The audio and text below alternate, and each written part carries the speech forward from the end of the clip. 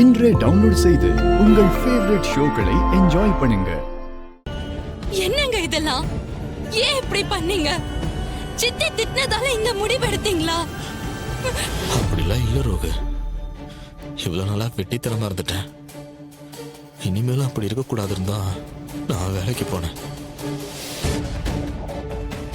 பாத்தியாக்கா, இப்பவும் உன்னை அவமானப்படுத்திட்டு தான் வந்திருக்கான். ஊர்ல நீ ஒரு விஐபி, 4 பேர் மதிக்கிற இடத்துல இருக்க, ஊர் தலைவராவும் இருக்க.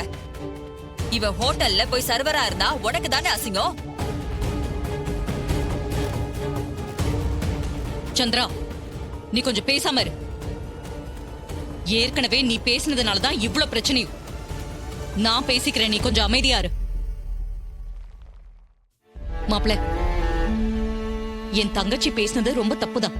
அதுக்காக இப்படி ஒரு முடிவெடுப்பீங்களா? நீங்க பண்ணது மனசுக்கு ரொம்ப கஷ்டமா இருக்கு மாப்ள.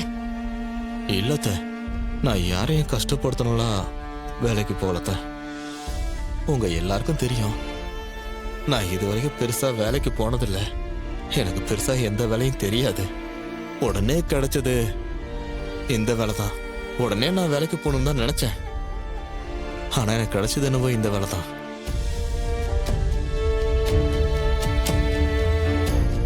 இந்த வேலை ஒன்றும் கேவலமான வேலை இல்லையத்த. நான் ஒன்றும் திருடல, பொய் சொல்லல, யாரையும் ஏமாத்தல, நேர்மையா உழைக்கிறேன். என்ன கொஞ்சம் கஷ்டமா தான் இருக்கு, போக போக பழகினாத்த.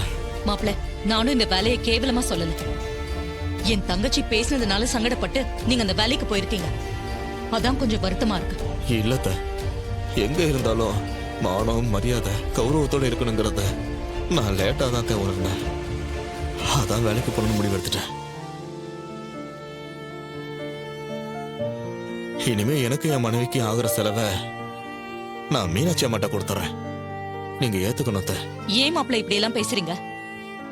சந்திரா பேசினதை விட நீங்க பேசுறதுதான் எனக்கு ரொம்ப கஷ்டமா இருக்கு. அத்த, நான் யாரையும் காயப்படுத்தணும்னு இப்படிலாம் பேசல. என் திருப்திக்காக நீங்க வாங்கிக்கணும் அத்த. ப்ளீஸ், என்ன தப்பா எடுத்துக்காதீங்க.